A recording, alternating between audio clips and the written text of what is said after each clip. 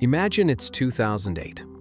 You've just spent $100 million of your own money, every single cent.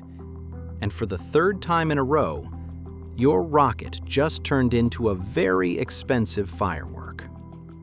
Most people would call that a financial disaster. They'd tell you to quit, go back to your day job, and maybe try a less explosive hobby. To understand SpaceX, you have to forget everything you know about how companies usually work. Most companies avoid risk. They play it safe. But SpaceX?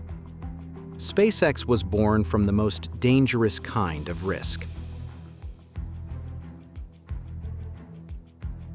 In 2002, Elon Musk walks away from the sale of PayPal with roughly $180 million. Instead of buying a private island or a fleet of gold-plated cars, he decides to fund a dream that everyone told him was impossible: making humanity multiplanetary. But here's the thing. Vision is free, but liquid oxygen, high-grade carbon fiber, and thousands of the world's most expensive engineers? Those cost more than just $1. For the first few years, SpaceX wasn't a business. It was a money pit, a black hole for Elon's cash. But that was the plan. By funding it himself, Elon didn't have to answer to a board of directors. He could fail. He could crash. He could be crazy. And that freedom to fail is exactly what allowed them to innovate faster than any government agency on Earth.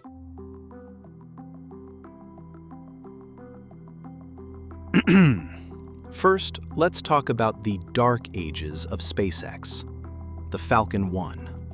It was small, it was scrappy, and it was a disaster. 3 launches and also 3 explosions.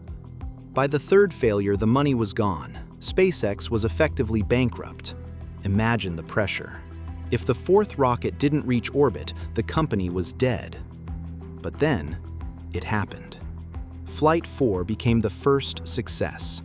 That one success changed everything. It didn't just prove the rocket worked, it proved that a private company could do what only nations used to do. And that's when the real money started to flow. Now, here is the secret. SpaceX stopped trying to sell rockets and started selling services. They targeted NASA's COTS program. Think about it. Before SpaceX, the government built the rockets and owned them.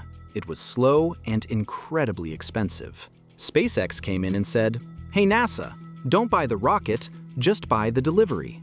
They turned the US government into their biggest customer. By delivering cargo and astronauts to the International Space Station, SpaceX unlocked billions in federal contracts. This was the stability they needed. It was the guaranteed paycheck that allowed them to keep hiring the best minds in the world while they secretly worked on Mars invasion. For 60 years, the space industry had a disgusting habit. They threw away their rockets. Imagine flying from New York to London and then crashing the plane into the Atlantic because you're done with it. That is exactly how the industry worked. It's why space was so expensive. Then comes the Falcon 9. By landing the first stage, SpaceX turned a consumable into an asset. If a rocket costs $60 million to build, but you only spend a few million on fuel and a quick tune-up to fly it again, your profit margins don't just grow, they explode. Rockets traditionally discard their stages during ascent because carrying the dead weight of empty fuel tanks and heavy engines into orbit is physically inefficient.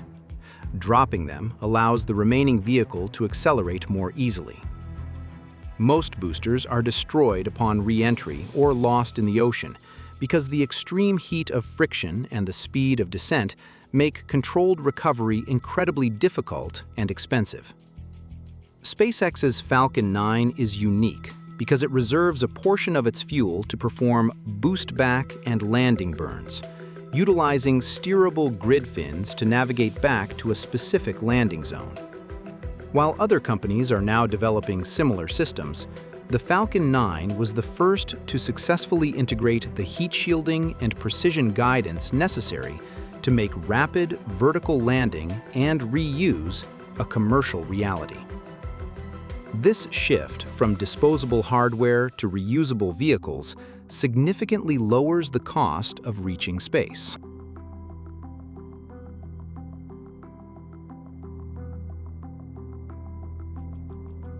This is the bread and butter. Launching satellites for countries, telcos, and the military. This is how they pay the rent. But launch services are transactional. You get paid once per flight. And to get to Mars, Elon needed something more. He needed a cash machine. Then comes the Starlink. This is the most brilliant part of the whole business model. SpaceX didn't just build a rocket company. They built a global internet service provider. Why does this matter? Because it's the shift from project-based revenue to recurring revenue. Imagine a vast constellation of thousands of small satellites dancing in low Earth orbit, much closer to the ground than traditional spacecraft, to ensure signals travel at lightning speed. These satellites talk to each other using invisible laser beams, creating a high-speed web in the stars that passes data across the vacuum of space. Down on the ground, a clever flat dish uses phased array technology to steer its beam electronically, locking on to these moving satellites without ever needing to physically tilt or turn. This celestial network brings high-speed internet to the most silent, remote corners of the world, turning the entire planet into one giant, connected hotspot. Millions of people paying a monthly fee every single month. This is a financial beast. This steady stream of cash, the monthly recurring revenue, is what pays the thousands of employees at Starbase Texas. It's what allows them to build the Starship, let it explode 10 times, and then just build another one the next week. They are essentially using the internet to fund the colonization of Mars. It's a loop. Launch services prove the tech, Starlink generates the cash funds the Mars mission.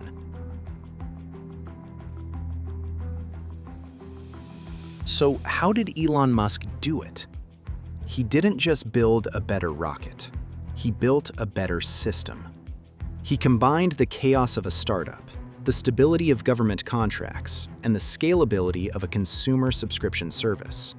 SpaceX proves that the private sector can do more than just support space exploration. It can lead it. They've proven that failure isn't the opposite of success. It's just the data you need to get there. And they've shown us that if you're willing to risk every single cent you own, the stars aren't just a dream. They're a destination.